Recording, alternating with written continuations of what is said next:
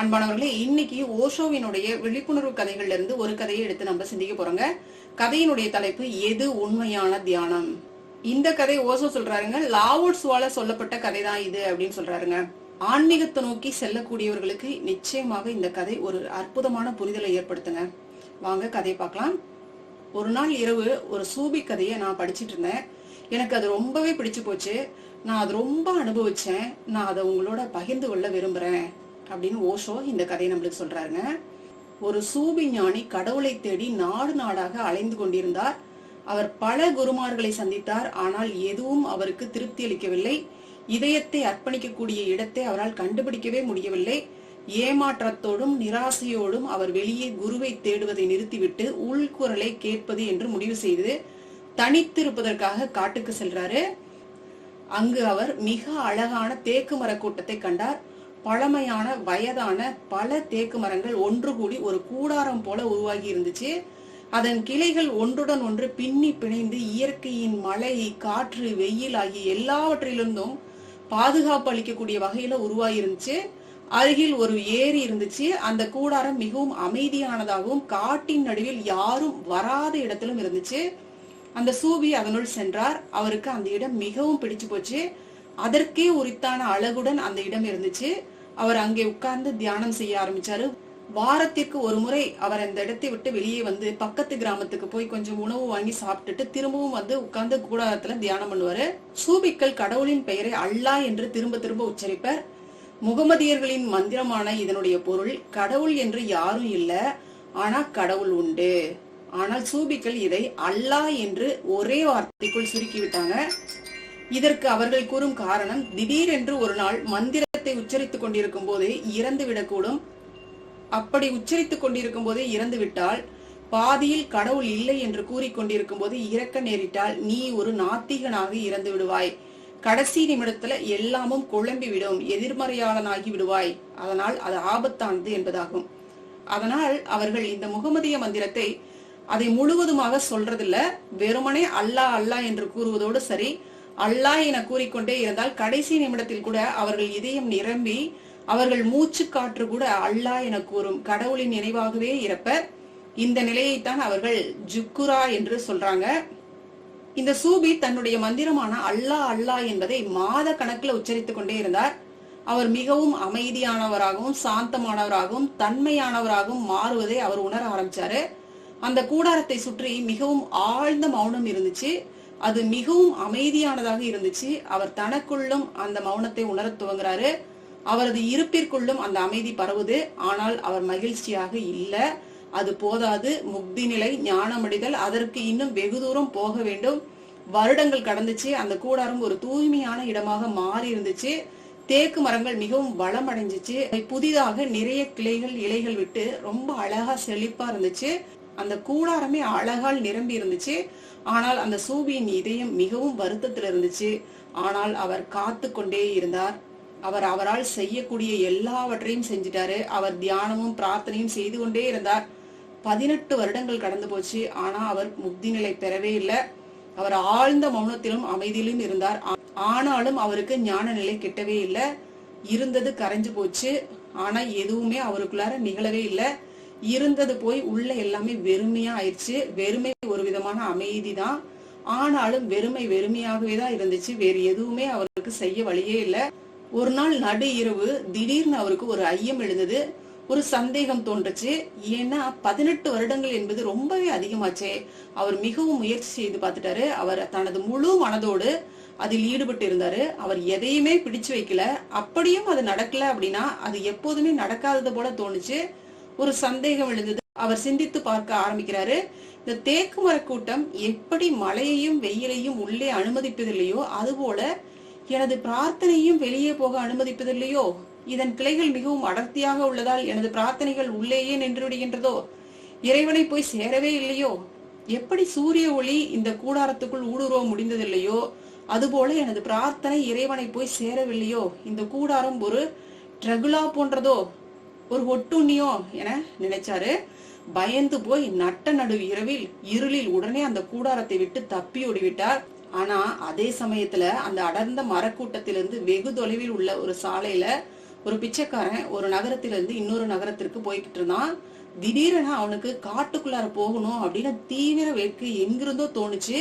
அவன் அந்த அவாவை, அந்த ஆசைய அலட்சியம் செஞ்சான். காலைக்குள் அடுத்த ஊருக்கு போய் சேர்ந்தாக வேண்டும். இன்னும் பாதி தூரம் கூட நம்ம போய் சேரல. எதுக்காக காட்டுக்குள்ளார போகணும்? அது ஆபத்தானது. காட்டுக்குள்ளார விலங்குகள்லாம் இருக்கும். அவனுக்கு அங்க என்ன வேலை அப்படின்லாம் நினைச்சிட்டே இருக்கான். ஆனாலும் ஏதோ ஒண்ணு அவனை இழுக்குது. அவனால எதுவுமே செய்ய முடியல. அவன் அவனோட நிலையில இல்ல. அவனால எதுவுமே யோசிக்க முடியல. அவன் பைத்தியம் பிடிச்ச மாதிரி காட்டுக்குள்ளார ஓடுனான். நான் என்ன செஞ்சிட்டு இருக்கேன் அப்படின்னு அவனை நினைச்சு பாக்குறான். ஆனாலும் அவனுடைய உடல் அவனது கட்டுப்பாட்டுல இல்லாம அதன் போக்குல இயங்கிக்கிட்டே இருக்கு. அவன் தப்பியோட நினைக்கிறான். காட்டுக்குள்ள செல்றது ரொம்ப ஆபத்தானது. அவன் பயப்படுறான், நடுங்குறான். ஆனாலும் பயனில்ல. ஆனா அவன் அந்த மரக்கூடத்தை நெருங்கியவுடன் அவனுக்கு புரிஞ்சிருச்சு. அந்த மரக்கூடத்திலிருந்து ஒரு மெல்லிய குரல் வந்துச்சு, என்னிடம் வா. அது புறசெவிகளுக்கு கேட்காது, ஆனா அது அவனுக்கு கேட்டுச்சு. அந்த கூடாரம் நம்பவே முடியாத அளவு ஜொலிச்சுச்சு. அந்த முழு காடும் இருட்டுல இருக்க அந்த கூடாரம் மட்டும் தனியா நீல வண்ணத்துல அப்படியே மின்னுச்சு.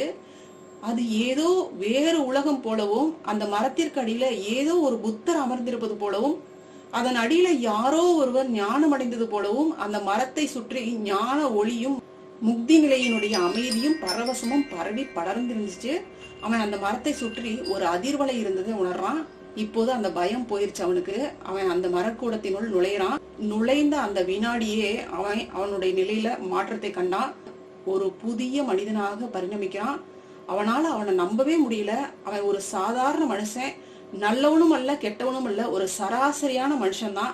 அன்றாட வாழ்க்கையின் சிக்கல்கள்ல குழப்பங்கள்ல ஆழ்ந்து கிடக்கக்கூடியவன். அவன் ஒரு ஆத்திகனும் அல்ல நாத்திகனும் அல்ல. உண்மையில் அவன் கடவுளை பற்றி என குறிப்பாக எதையும் நினைச்சது கூட கிடையாது.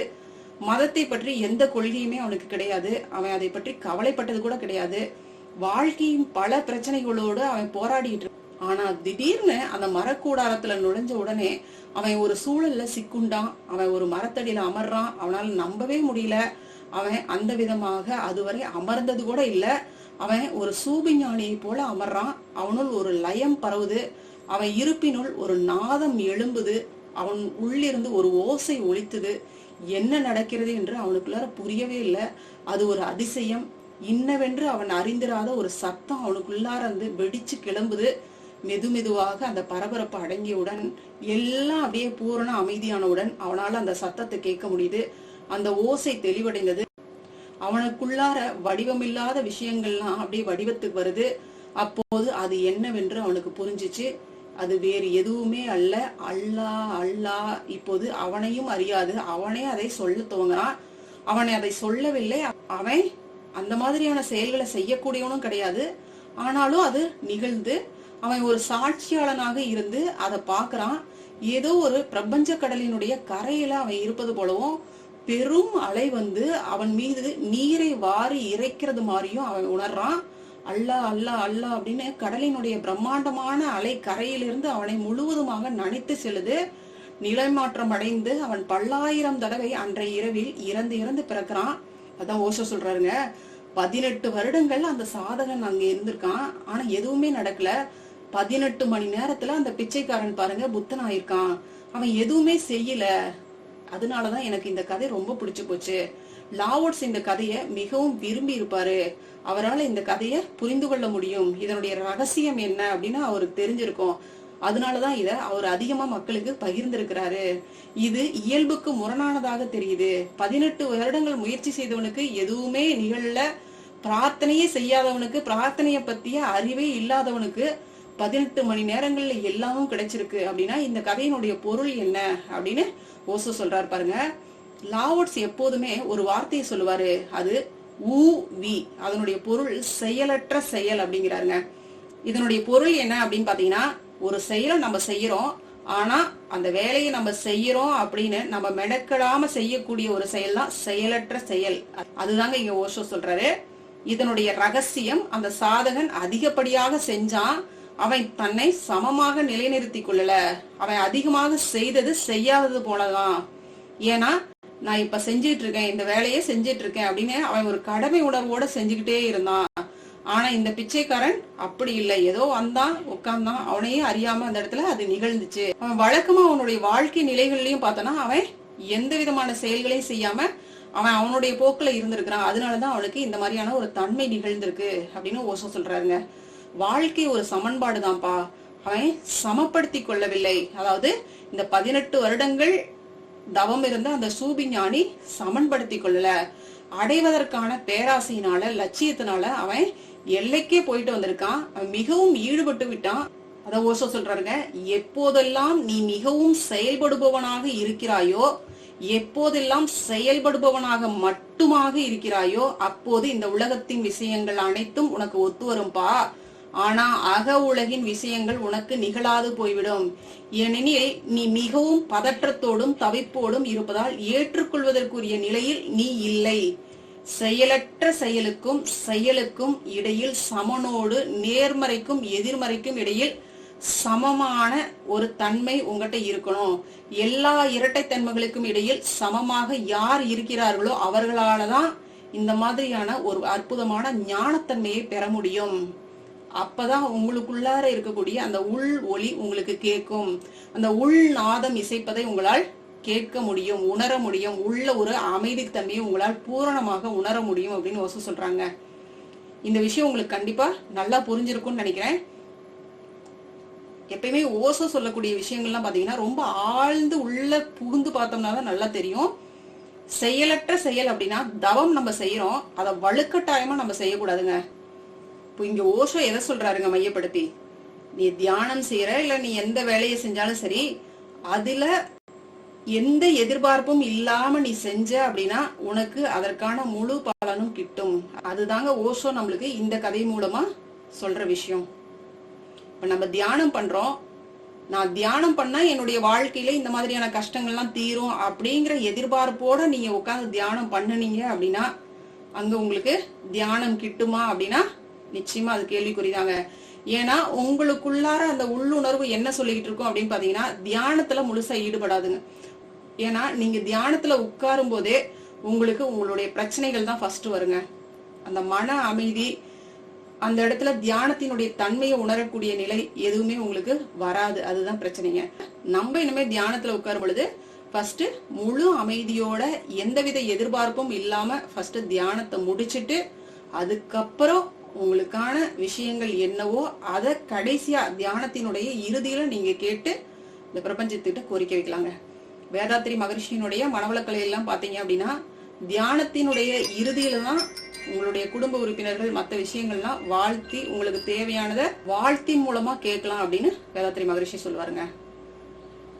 அப்ப பாத்தீங்கன்னா நம்மளுடைய மனதும் பாத்தீங்கன்னா அமைதியான நிலைக்கு வரும். ரொம்ப அப்படியே அந்த தெய்வீக நிலையில இருக்கும் பொழுது நம்ம கேட்கிற விஷயங்களும் பாத்தீங்கன்னா உடனடியா செயலுக்கு வரும் இல்லைங்களா? அதுதாங்க விஷயம், அதுதாங்க சரியான செயல்முறை. சரிங்களா?